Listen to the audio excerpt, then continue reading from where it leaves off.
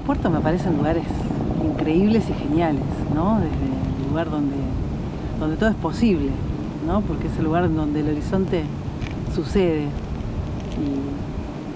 Y me imagino eso, que es el lugar donde todo es posible.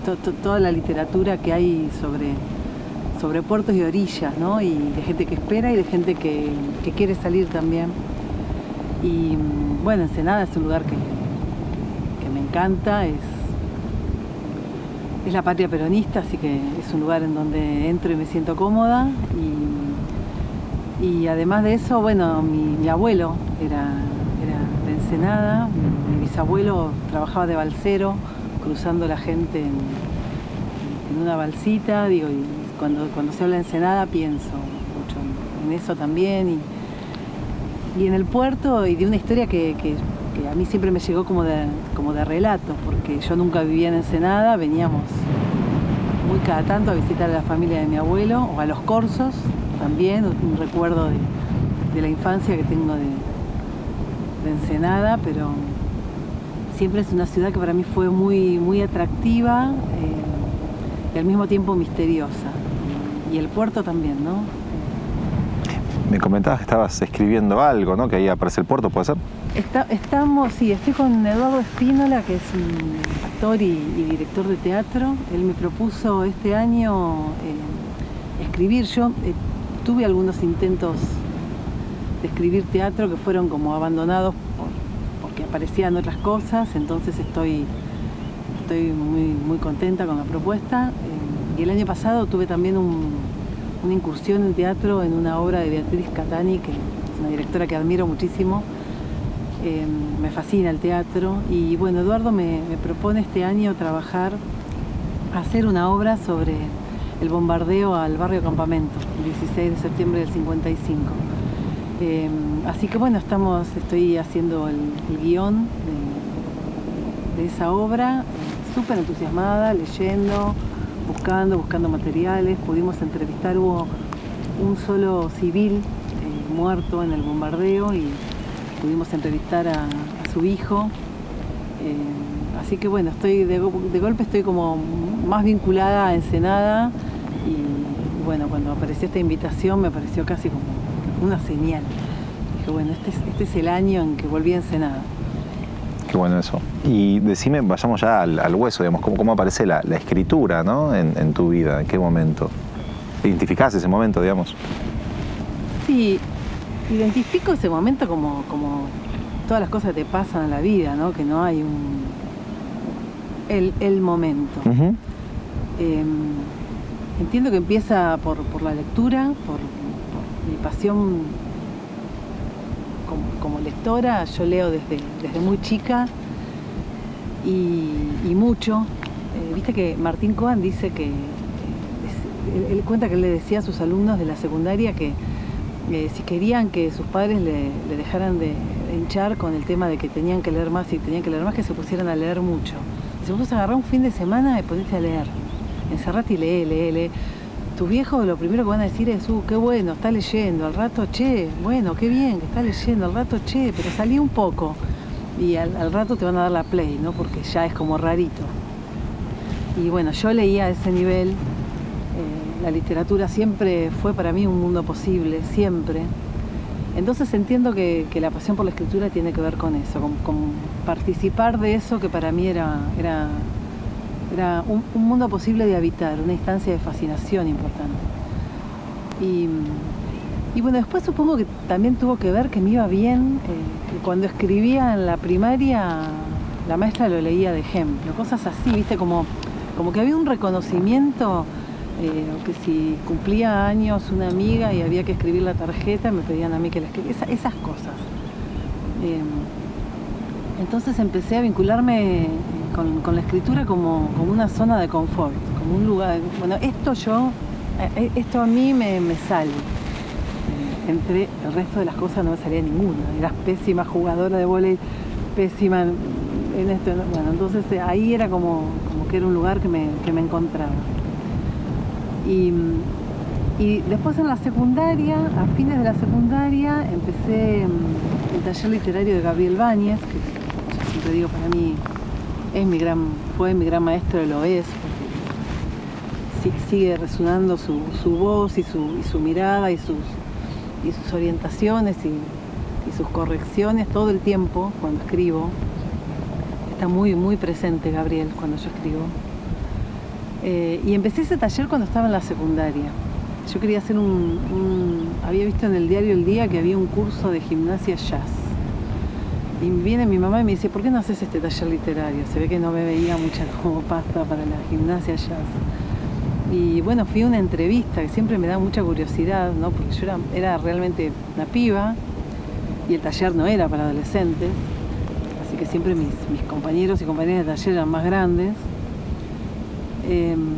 Y bueno, y él no solamente para mí fue un volantazo a nivel escritura y a nivel lectura. Yo descubrí una literatura en el taller de Gabriel, sino que además de un vínculo con la escritura, ¿no? Él todo el tiempo nos aconsejaba con una idea de decir, bueno, o sea, podés pensar en dedicarte a la escritura. Hay que hacer una apuesta en serio, hay que ponerle el cuerpo en serio. Digo, un montón de cosas que a mí también me cambiaron eso, me hicieron ver la producción literaria como de una manera más profesional, aunque tenía 16 años, ¿no? Pero ahí también me parece que hay una mirada que construyó Gabriel, no solo en mí, sino en mis compañeras y compañeros de taller también, de la que no volví más, aún con grandes periodos de alejamiento de la posibilidad de dedicarme a la escritura como profesión, ¿no? Leía en una nota previa que justamente hablando de esa experiencia con Gabriel, que uno de los tantos consejos que daba era, que me pareció interesante, por eso lo traigo, que era escribir con la tijera en la mano, ¿no? Que tiene que ver con los procesos de escritura, que digamos que darle forma a un texto ya pergeñado, ya elaborado, es fascinante también esa etapa. No sé qué te pasa con los procesos de escritura en general, digamos, pero descartar, revisar, corregir es tan apasionante, me parece, como el principio, ¿no? Estoy muy de acuerdo. Y era la tijera literal, porque escribíamos en máquina de escribir. Claro. Y él nos hacía usar la tijera en serio. Claro, cortar y pegar era literal. Cortar y pegar era literal, cortábamos más que pegábamos. Yo de ahí aprendí cosas como que quédate tranquila, me digo a mí misma, que el primer párrafo no va a ser el comienzo de nada. El primer párrafo se descarta y sucede casi, menos en Indeleble, el primer párrafo quedó, pero después sucede casi siempre. Y me parece que hay mucha sabiduría en eso que decía Gabriel, porque cuando vos empezás a escribir, hay como una cosa de que el primer párrafo es el meterte en eso, en esa historia, en ese tono, el empezar, y probablemente tengas que descartar eso.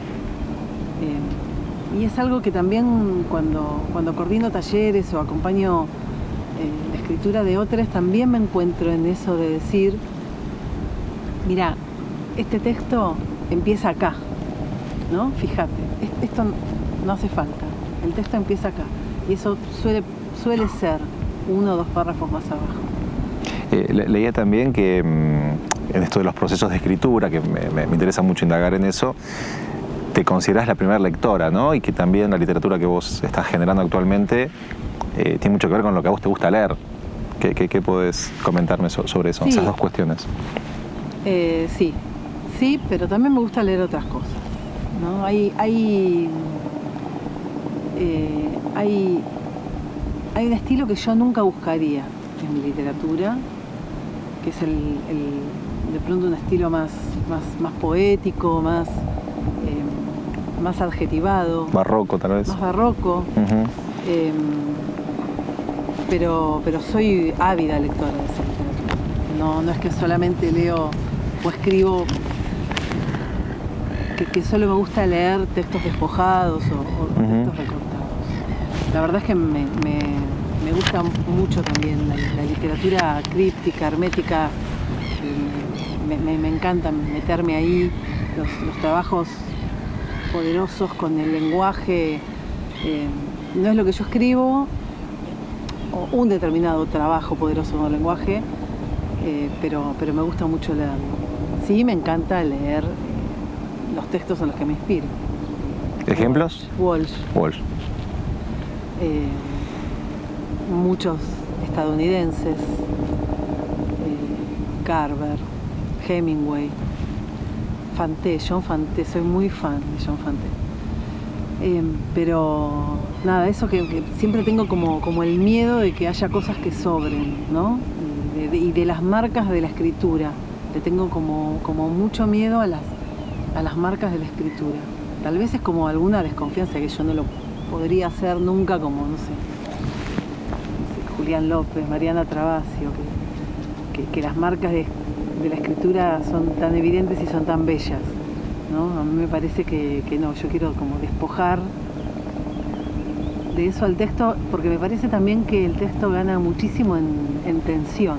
Me gusta mucho trabajar eso, la tensión, esa sensación de que si algo se rompiera, todo se desarma, ¿no? Como un gran castillo de naipes en donde no hay una sola palabra que sobra. Esa es la ilusión que yo tengo cuando reviso y corrijo y cuando estructuro los relatos. ¿Y qué pasa con esa sensación de ser la primera lectora? ¿Existe todavía esa sorpresa de cuando estás escribiendo y decís, ¿y esto dónde salió? Súper. Eso es fascinante, Es ¿no? fascinante. Pero es fascinante en el sentido casi mágico, ¿no? Decís, no hay una explicación. Está bueno que algo no tenga una explicación, claro. Sí, es el motor, ¿no? ¿Te sigue pasando eso? Muchísimo. O sea, no sé cómo sería escribir si eso no sucediera, porque eso es lo entretenido, lo conmovedor, lo atractivo. Tengo que escribir ahora un texto académico. Estoy debiendo una tesis, que es un trabajo arduo que le tengo que meter mucha cabeza. Entonces este año me había prometido no meterme más digo, bueno, voy a escribir relatos cortos, tengo cuentos empezados y estoy trabajando en eso cuando puedo. Voy a escribir relatos cortos porque es lo que me va a permitir meter la cabeza de lleno en este texto académico que debo, en el orden del deber, escribir. Y un día voy a la panadería y veo 3 dúplex que no son nuevos, hace mucho tiempo que están ahí, pero los veo de una manera diferente, no sé cuál es esa manera diferente, con los números, ¿no? Los números eran muy cercanos, son 3 casas seguidas, el número de la casa. Viste que ahora se puso como de moda ponerle a las casas no sé, como la estética de los números de las casas. De golpe todo el mundo le pone números raros a las casas. Gigantes, clavados. Sí. Bueno, estos no eran raros, pero algo. Y ahí apareció una historia de una novela. Y yo sabía que era una novela y dije, no. O sea, mientras llegaba a la panadería decía, te prometiste no meter la cabeza de nuevo en una novela porque necesitas el tiempo para escribir lo que debes escribir. No hay vuelta, Daniel. Ahí estaba, y ahí estaban esos números, y estaba el personaje, y estaba la historia que dispara la novela, y ya está, estoy escribiendo esa novela. Porque baja y baja, no hay vuelta que darle. Y es una novela, o sea, esa historia no podría ser un cuento, porque es una historia lenta, porque no tengo nada de esa historia, tengo solamente la escena que la dispara. No se acaba ahí. O sea, ¿Qué es esa escena entonces? ¿Se puede contar? Sí. Sí, claro, esa escena es en Citibel, la historia, y ahora se están vendiendo las casas del viejo Citibel. Citibel es la ciudad es la aldea en la que nací y me crié. Ajá. Yo tengo igual un vínculo muy, muy raro con ese lugar, porque representa muchas cosas que a mí no me representan. Pero sí tengo todos mis recuerdos de infancia en un Citibel que era otro Citibel. Y ahora, bueno, Citibel está cambiando, y entonces hay como una cosa inmobiliaria que vos heredás la casa de tu abuelo y haces 72 dúplex.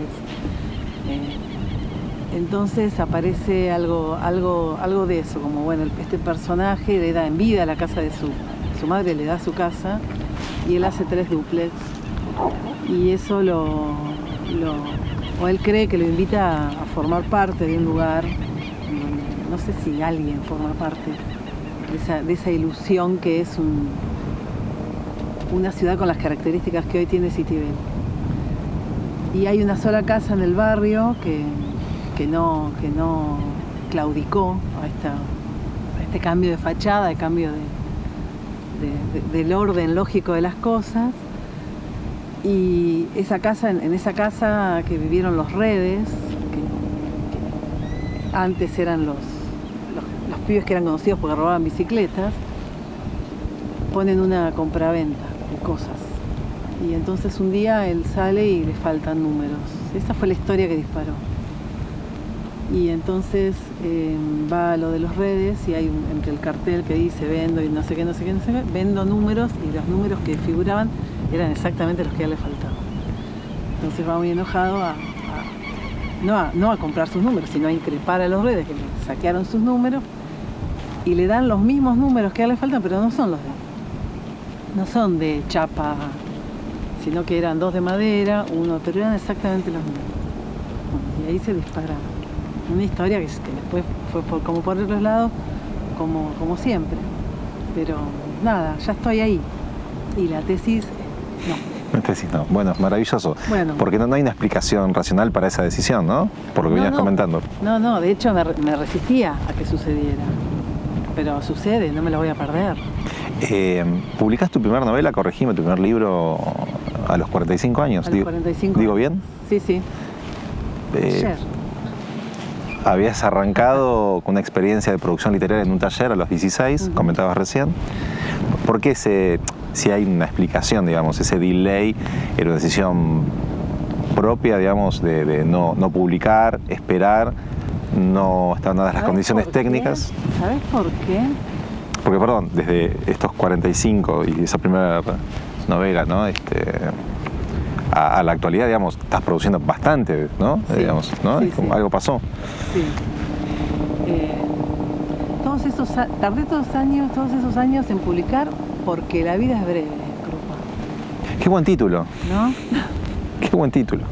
No, me pasaron distintas cosas. Una de las cosas fue que fui madre muy joven y eso implicó un montón de responsabilidades que tuve que asumir muy pronto, responsabilidades económicas y también un montón de experiencias que quería vivir con mucha pasión. Y así fue. Y además porque estudié letras, en una época en la que la mirada sobre la producción literaria era muy diferente. Hoy en la Facultad de Letras pasan, y lo celebro, pasan otras cosas.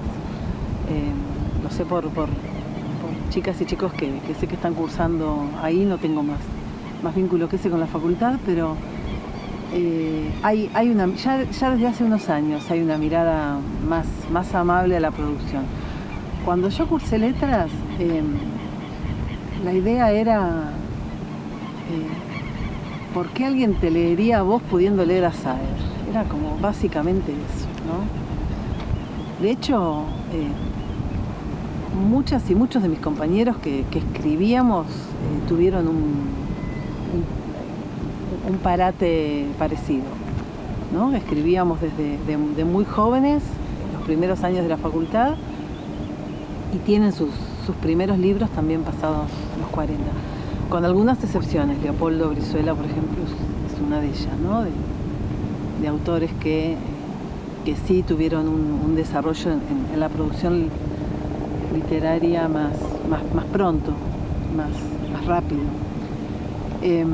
Y me parece que eso fue como un parate importante. De golpe era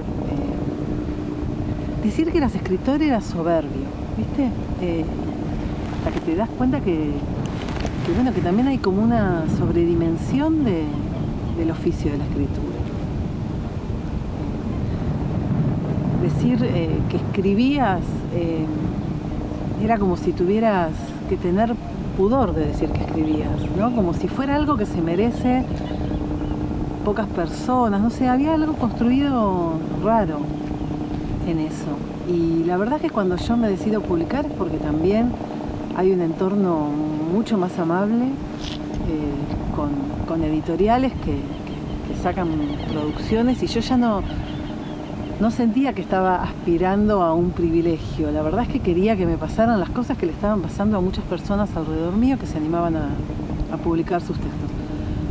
Fue igual un desafío hacerlo. Y fue como una apuesta de decir, bueno, a ver, yo quiero que algo de esto circule, a ver qué pasa. Nunca había tenido lectores que no fueran de mi circuito cercano. Entonces fui a por eso. Dije, bueno, yo quiero que mi primera novela se publique porque quiero probar si existen otros lectores y qué dicen. Y bueno, me acuerdo mucho mi primer otro lector que me escribió por chat de Facebook, siempre se lo digo a él, Ricardo Bizarra. Ajá, sí. Fue Ricky, claro. Ricky, la primera persona que me escribió que no tenía obligación de leer lo que yo había escrito. El resto sí, estaban obligadísimos. Pero él no, y me hizo una devolución hermosa de leche merengada y fue muy emocionante para mí. Y bueno, nada, estuve muy cómoda con lo que empezó a pasar. Y me gusta mucho escribir, así que... Bien, bueno, sí, tu producción, desde que el momento, esta parte, fue en aumento, de hecho, sí, publicaste... la maestría en escritura creativa, que eso también fue determinante, porque conocí gente genial, porque fui a clases geniales, pero sobre todo porque me hice de un grupo de gente que estaba un poco como la misma que yo. Ajá. Y que han tenido recorridos similares en el sentido de gente que Mariana Travasio, una gran amiga que le está yendo muy bien, que está escribiendo hermosamente y con el reconocimiento que merece, y ella tampoco había publicado.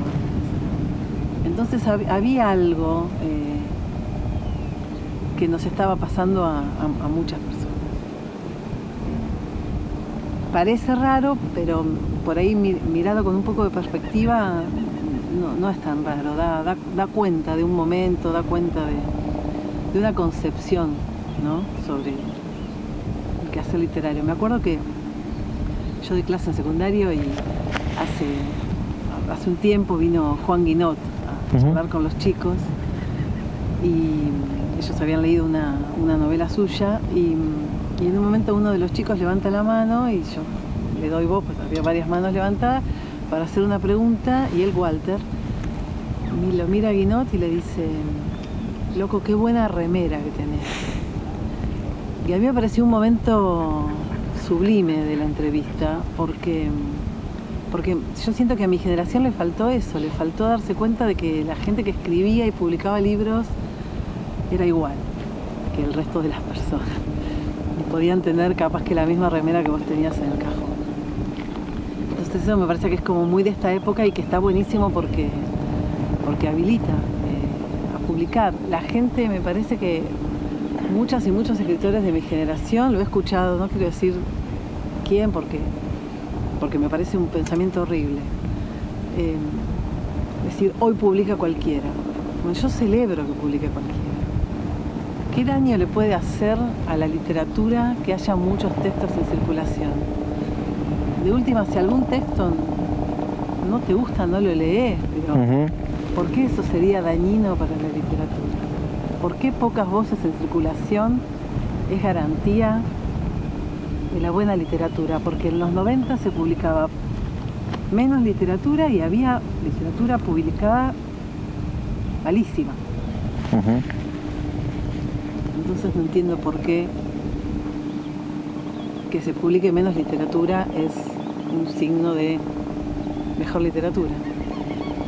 Yo te iba a preguntar justamente sobre tu otro perfil, que es el de docente, digamos, y cómo es, quizás no coincidas con el concepto, con la batalla que das en el aula, en el espacio áulico, para fomentar la lectura, el interés por la literatura, el interés genuino, no el que dice el programa de estudio de ese año. ¿Qué estás viendo? ¿Cuánto hace que estás dedicada a la docencia? Hace ya 26 años. ¿Notaste algún cambio en estos 26 años? ¿Y cómo lidias, por ejemplo, con las nuevas tecnologías? Algo que para mí es muy paradigmático, muy de época, ¿no? Es el cambio del uso del ocio, ¿no? Que el ocio hoy en día está como bastante cooptado, me parece, ¿no? Por las nuevas tecnologías. Toda esa sopa, cómo... Me voy pensando si batalla es la palabra. No sé, no podría decir que sí ni que no. Ajá. Voy a estar pensando en eso mucho tiempo. Ok. Para mí es una guerra de guerrillas, pero bueno, intento algo. No, a mí me interesa mucho que los chicos lean. Ajá. Me interesa realmente que las chicas y los chicos lean. El otro día, hace poco, conversaba con un colega y él me decía que de alguna manera tenemos que aflojar los de literatura con esa obsesión de que les guste leer. Dice, y yo coincidía con él, digo, a mí no me gustaba educación física y a la mayoría de mis compañeros les fascinaba. Está bien si hay personas a las que no les guste leer. A mí igual me obsesiona que puedan hacerlo, ¿no? Me obsesiona que se sientan cómodas, que se sientan cómodos y que después elijan, que no dejen de leer porque sienten que eso no es para ellos o que no podrían entender o que hay algo ahí que no forma parte de su mundo. Esa sí es una batalla para mí. Esa sí es una batalla, ¿no? Yo quiero que entren al texto, que digan cosas y es arduo porque la lectura es ardua y no siempre, bueno, si no siempre nosotros tenemos la voluntad a veces. ¿Cuántas veces relegás la lectura por algo que es más sencillo o que está más al alcance de la mano? Y las cosas que hago es, bueno, algunas me dan más orgullo que otras, pero... ¿Ejemplo? Les leo mucho, les cuento mucho, payaseo bastante en clase, me ocupo mucho, lo siento en semicírculos. Ellos creen que es democracia, pero en realidad es porque yo, sentados en semicírculo, los puedo ver si se distraen. Entonces, fulano, estás distraído, vamos a leer de nuevo. No, profe, no. Sí, tenés razón, profe, sí. Y entonces vamos de nuevo, explico, llevo materiales. De pronto descubro cosas que me parece que pueden funcionar en el aula, que me fascinan más a mí, que cuando las llevo no sé si funcionan tanto, pero que a mí me parecen grandes hallazgos. Trato de que las discusiones que podamos dar a través de los textos se puedan articular con algunas discusiones que podamos dar en otros términos, en otros espacios. No sé, estoy pensando leímos hace poco Agamenón de Esquilo. Entonces, cuando conoces la historia, vuelve Agamenón de la guerra de Troya, siendo el rey de reyes, el más importante de todos. Para llegar a Troya tuvo que sacrificar a su hija y desde ese momento la mujer, Clitemnestra, se la tiene junada, ¿no? Mató a su hija para convertirse en el rey de reyes. Entonces él vuelve después de 10 años sin estar, ella lo recibe como se recibe un rey. Y ella lo va a matar, de hecho lo mata, y entonces lo tiene que engañar para que él entre confiado al palacio. Entonces le hace todo un discurso diciendo todo lo que ella sufrió durante los 10 años que él estuvo en la guerra. Y después de que ella le da ese discurso tan sentido, él le dice: mujer, hablaste más tiempo del que estuvo en la guerra, quiero entrar a mi casa. Y bueno, traer ese diálogo a discusión, ¿no? Que salten las chicas a decir, ¿qué te pensás? ¿Qué sé yo? Te estuvo esperando 10 años. Nada, me gusta, esas son las cosas que busco que sucedan. A veces suceden, a veces no. ¿Y notas algún cambio en estos 26 años en el comportamiento, la actitud, interés? Noto cambios, sí, por supuesto. No sé si son todos para mal. Los videojuegos han reinstalado la importancia del relato, por ejemplo. Y eso lo noto, y yo soy tremendamente analfabeta en términos de juegos virtuales. Pero las chicas y los chicos novi tienen una concepción de la estructura del relato que por ahí chicos de antes no tenían, que me parece muy atractivo. Las redes sociales para mí son un vínculo con la palabra que creo que mis compañeros no lectores no tenían cuando yo era joven.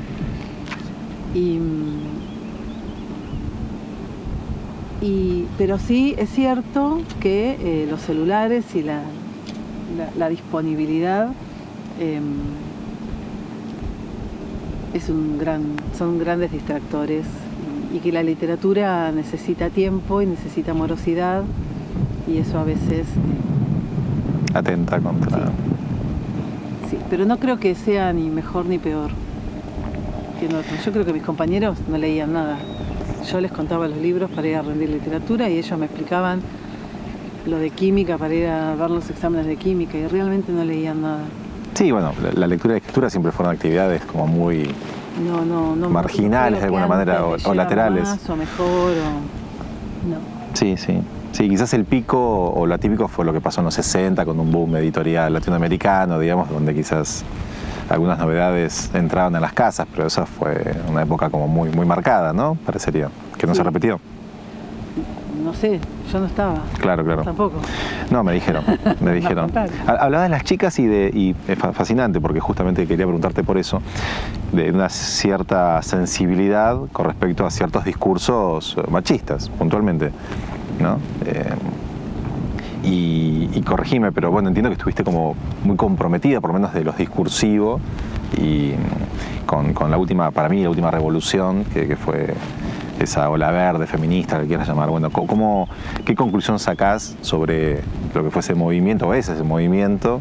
¿Qué expectativas tenés sobre esa cuestión? ¿Cómo lo vivenciaste? Porque, insisto en la palabra revolución, ¿no? Digamos, somos una generación que quizás no estuvo muy cercana a una revolución. Y eso me parece que fue un cambio... Sí, un cambio de paradigma. No sé si fue una revolución, pero se parece bastante a eso hoy. Sí, fue un cambio de paradigma, desde lo discursivo y con el cuerpo también. Sí, te iba a agregar eso, lo del cuerpo también. Éramos muchas con este clima en la plaza.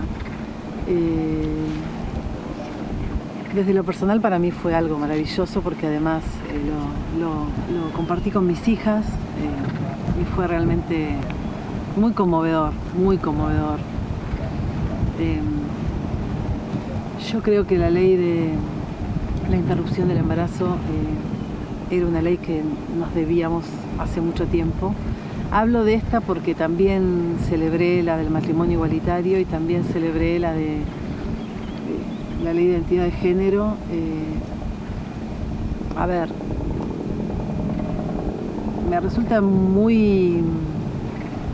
me sigue resultando muy llamativo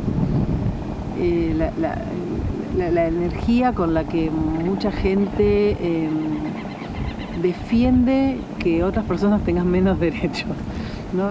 A mí me sigue sorprendiendo. Nelia Corralón, que es una banda maravillosa, tiene una canción que se llama ¿Qué te jode?, que me parece como un himno, ¿no? ¿Qué te jode? Pero la ley de la interrupción del embarazo me tocaba además cuestiones personales. Entonces, si bien creo que forma todo parte de la misma revolución, yo la viví de otra manera desde ese lugar. Yo creo que es un cambio de paradigma importante. Mi expectativa es que no se vuelva atrás con eso, que no haya manera de volver atrás. ¿Crees que hay chances factibles? Y yo cuando salieron, cuando durante la llamada década ganada, se dieron algunos cambios que para mí eran estructurales en relación con el modo de concebir la justicia social.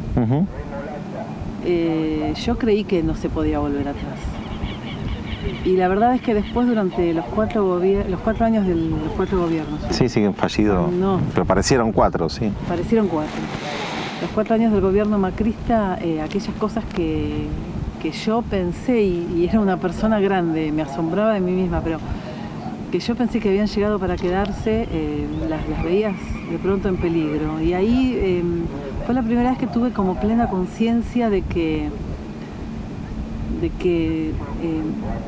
no hay nada, no hay derecho social que llegue para quedarse para siempre, que hay que defenderlo cuerpo a cuerpo. Y la verdad es que yo espero que no, pero bueno, esa es una expectativa, que no se vaya para atrás con ninguna de esas leyes. Al contrario, que se siga avanzando y que se sigan garantizando los derechos. Y otra expectativa es que el feminismo abrace la interseccionalidad, que demos cuenta de las discusiones que tenemos que dar cuenta, ¿no? Y que las mujeres pertenecemos a una minoría, pero las mujeres pobres pertenecen a una minoría mayor y las mujeres negras también y las mujeres de los pueblos originarios también. Digo, demos cuenta de eso, porque hay una imagen que circuló cuando fue una de las votaciones sobre la ley de interrupción del embarazo, en una revista, en una playa de Latinoamérica, que estaban todas las mujeres apoyando la lucha en Argentina con los pañuelos verdes, y fue lejos de ubicás la foto, lejos de la imagen de este grupo de mujeres, había, no me acuerdo ahora el nombre que tienen, las mujeres en Colombia que venden, que llevan las cosas que venden sobre la cabeza, con una bandeja sobre la cabeza, estoy hablando con mucha imprecisión, y esa mujer negra trabajando apartada de las mujeres con el pañuelo verde. Entonces... No ubico la foto, pero la grafico perfectamente, bueno, sí, elocuente, claro. La lucha o es social o de es clases, en contra del racismo, claro. O es en contra de las diferencias de clases, o no hay feminismo posible. Recién mencionabas muy al pasar a tus hijas, ¿no? Sí. Y volviendo a los procesos de escritura, como verás, me interesa ese backstage. ¿Qué puedes contar de tu momento de escribir físico, digamos, y el entorno familiar? ¿Cómo, tenés algo para contar sobre eso? ¿Fluye? ¿Tienes un espacio propio? Tengo un espacio propio, muy lindo, pero vos sabés que mi biblioteca y mi escritorio está en el lugar más accesible de la casa. De hecho, no tiene como una pared cerrada, entonces es como yo me siento a laburar ahí, pero con la tranquilidad de que estoy a mano, porque seguramente no encuentren nada. Entonces, nunca tuve problemas no necesito para trabajar un espacio o mucha tranquilidad. Puedo escribir casi en cualquier lado, con ruido ambiente, con televisión, no tengo problemas con eso. Sí necesito poder estar concentrada, ¿no? A veces, pero no, me gusta la vida familiar, me gusta el paso por la casa, el ruido, que las casas tengan gente, todo eso me gusta. Comentabas también, me pareció interesante, señalabas que tu lugar es la Patagonia, digamos, retomando un poco, o continuando con esta idea de lo familiar, que estás muy segura, ¿no?, de ese vínculo. ¿Con la Patagonia? Sí, claro. Contame un poco cómo llegás a eso y si hay un porqué o una razón. Yo, mi vínculo con mi enamoramiento con la Patagonia empieza cuando soy adolescente y me voy de mochilera. Que la primera noche que yo paso, joven, como mochila, la primera vez que me voy de mochilera a la Patagonia y llego a Lago Puelo, después de 3 días de viaje en tren, llego a Lago Puelo y fue un espanto porque fue una tormenta, era enero, pero fue una tormenta feroz, temperaturas gélidas, se nos mojó la carpa, que la habíamos armado mal, todo fue un horror. Y sin embargo yo salí de ahí diciendo, yo quiero venir a vivir acá. No, hubo algo, no sé qué. Y bueno, después estuve mucho tiempo sin ir a la Patagonia porque no tenía plata, básicamente. es un destino caro, ¿no? Eso me da bronca, yo creo que todas las argentinas y los argentinos deberíamos tener derecho a conocer la Patagonia y Tilcara, ¿no? Y el mar, quienes son de la Patagonia o de Tilcara. Creo que conocer la Argentina debería ser un derecho ciudadano. Y bueno, pasaron muchos años y en cuanto pudimos con mi compañero volvimos y bueno, nada, volvemos cada vez un poco más y sí, la idea es cuando nos jubilemos irnos a vivir o lo más parecido a irnos a vivir. Y te preguntaba por la Patagonia porque ¿crees que se vincula en algún punto, quizás desde la fantasía hoy, ahora, con procesos de escritura más ideales o que ese clima, ese espacio, ese ambiente incentivaría un poco más la producción? ¿No? Ese es un sueño que... A eso voy, ¿eh? Claro, ¿quién no? El mirador y tener un lugar ahí. ¿Hay algo de eso? Esa es la pregunta. Claro, claro. Sí. Es un sueño que tengo en la Patagonia, pensar un escritorio con vidrio que dé al cerro y frío, y una salamandra y luz e internet, por supuesto. Pero es un sueño que también tengo con una casa de Mar de Ajó. Hay una casa que hay sobre la costanera, creo que está, si no está justo en el límite, está a un par de cuadras, entre San Bernardo y Mar de Ajó, que es una casa que después hubo una fábrica de alfajores, no sé ahora qué hay porque hace mucho que no voy, que es una casa que tiene como un mirador que yo imagino que vence el nivel de los médanos y da al mar. Y ese también es un sueño que tengo desde chica, Yo quiero ir ahí a escribir, a ese mirador. Después terminás escribiendo en cualquier lado y seguramente un día me alquilo un mes entero esa casa y no puedo escribir nada, porque estoy enfrente de la playa. Claro.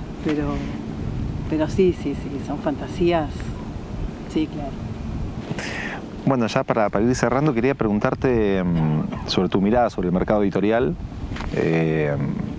y también enmarcar eso, digamos, tu opinión sobre el mercado editorial, tu experiencia con la publicación de tu última novela, ¿no? Enlutada. Que son dos cosas que van en paralelo y hasta distintas, si se quieren, pero no. No, bueno, el mercado editorial del 2000 a esta parte, me parece que mucho de esto que mencionábamos de la democratización a la circulación de los textos tiene que ver con el mercado editorial y con gente que labura. Es increíble, ¿no? Las editoriales independientes como muy desde el cuerpo, un esfuerzo enorme y de un tiempo a esta parte ir viendo también que esas editoriales que arrancaban por ahí con proyectos muy cortos o muy simples, ya hoy son editoriales que son de referencia. A mí me parece que está buenísimo. Para mí uno de los cambios entre aquellos escritores de los 90 y los escritores del 2010 tiene que ver concretamente con la proliferación del mercado editorial. Sí, una diversificación también, digamos, sí, tal cual. Sí, absolutamente.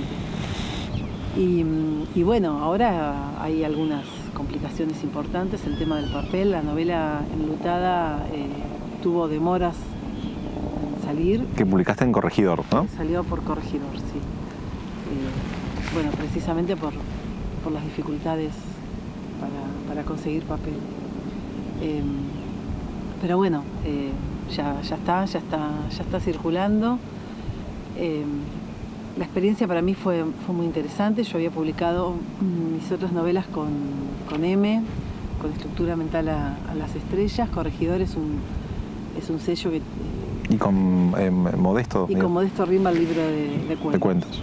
Estaba pensando en las novelas.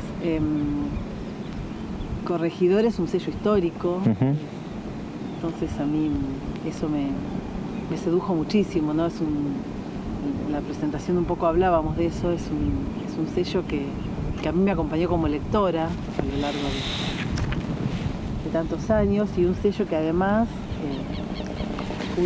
pudo esquivar el embate de las grandes multinacionales que vinieron a comprar todas las editoriales. Así que bueno, a mí eso me da mucha felicidad. La verdad que es una editorial en la que me tiene muy orgullosa haber publicado. Y ahí también generé un vínculo, no desde Corregidor, sino por una entrevista casual con Daniel Divinsky, también un editor que yo admiro muchísimo. Yo soy muy fanática de la literatura de Rodolfo Walsh, y todos los libros que leí de Rodolfo Walsh, creo que menos una edición de Operación Masacre, el resto... Sí, todas por De la Flor, claro. Todos de De la Flor. Y bueno, con Daniel Divinsky tuve la oportunidad de tener esta charla, de acercarle el manuscrito, y bueno, nada, él se puso al hombro la militancia del manuscrito como si fuera suyo, que también es algo que vinculo a un editor, ¿no? de aquella camada, desde el boom a esta parte, que me parece que hicieron la diferencia. No sé si respondí o me fui a... Sí, no, sobre el mercado editorial y ciertas experiencias puntuales que justamente nos permiten entender, digamos, cómo es el vínculo entre un autor, autora y un editor, digamos, y esta diversificación que hablábamos recién. Sí. Y de Enlutada, ¿qué podés comentar? Porque es difícil a veces la pregunta sobre de qué se trata, digamos, porque uno quizás no es la persona idónea para ver o entender qué fue lo que escribió, pero ¿qué dirías de...? Que acaba de salir hace sí, horas. Es la historia de un joven que tiene un vínculo distante con su padre, pero no necesariamente malo. Hay un momento en la novela que se preguntan, no tenían expectativas. Su padre se separó de su madre cuando él era bebé, entonces siempre tuvieron ese vínculo de una visita cada tanto, y la novela empieza cuando él vive en Sicardis, la novela sucede en La Plata, y recibe un mensaje diciendo que su padre murió y que le dejó y bueno, después se entera que le dejó un auto, un Renault Logan de herencia. Y él lo va a buscar, pero no sabe manejar. Esto sucede en los primeros capítulos, por eso lo cuento. No sabe manejar, entonces miró unos tutoriales de YouTube, porque alguna vez aprendió, y tiene que ir al conurbano a buscarlo.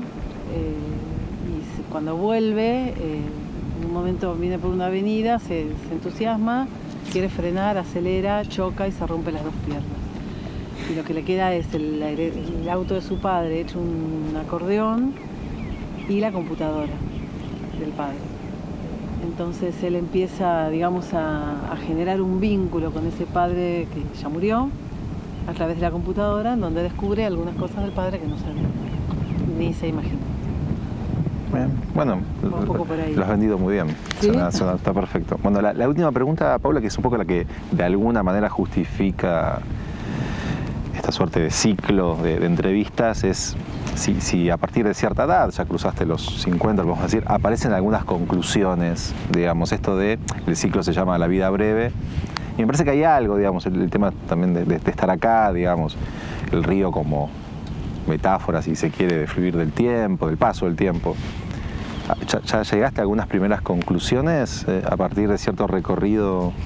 El otro día hablábamos también en una charla sobre poesía, que cuando yo iba a la escuela, en las clases de literatura, no importa lo que preguntara la profesora, si vos respondías el paso inexorable del tiempo, estaba bien. Ajá. Era como la frase que te llevaba al 10, era lo que hacía la diferencia. No sé si saqué algunas conclusiones. Sí, la sensación de que la vida es breve, que se queman las naves y que hay que ir a por todo. Pero no, nada, hay momentos en que, bueno, mirás para atrás y haces balances de cosas, y hay cosas que hubieras hecho diferente. En general estoy bastante conforme. Estoy bastante conforme con haberle puesto el cuerpo a las cosas a las que le puse el cuerpo. Estoy bastante conforme por haber peleado por las cosas por las que peleé. Espero seguir haciéndolo. Espero que no haya necesidad, pero bueno, siempre hay necesidad, entonces espero seguir haciéndolo. No sé si certezas, no sé. No sé si me seducen las certezas. ¿Qué sería, no? De pronto tener muchas certezas. ¿Qué sigue? No sé, imagínate que un día te levantás y tenés todas certezas. ¿Cómo seguís? No tengo ganas de tener muchas certezas. Pero algunas pueden aparecer, digamos. La certeza de que no quiero perder la capacidad de asombro, de que no quiero perder la capacidad de preguntarme, de que quiero escuchar a los que vienen atrás lo que tienen para decir. Certeza de que quiero que el gobierno sea siempre nacional y popular. Es una esperanza esa más que una certeza. No, la certeza es que lo que vos querés, bien. Eso es una certeza. Quiero eso. No sé, certeza de que el arte transforma el mundo. Durante mucho tiempo pensé que la vinculación con el arte tenía que ver con tener un montón de cosas garantizadas, de necesidades garantizadas, y que podía ser un poco snob pensar en que el arte tenía importancia, y hoy creo que el arte es la única manera de que todo sea posible. Esa es una certeza.